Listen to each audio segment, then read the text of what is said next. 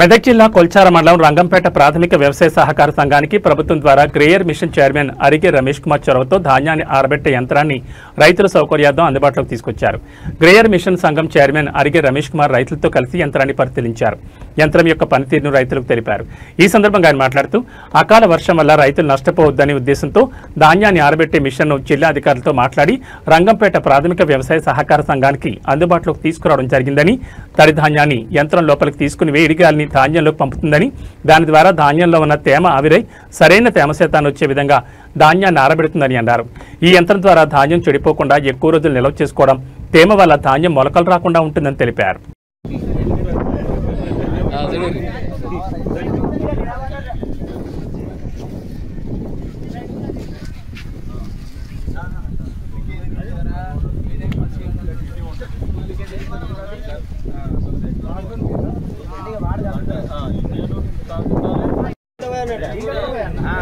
Current supply కాదు, మోటార్లు గుంజుకునేది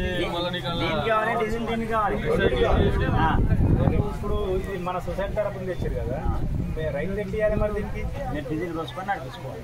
ముందు ప్రయారిటీ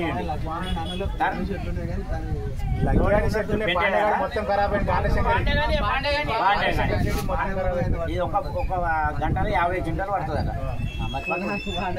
టైం అవుతుంది కదా.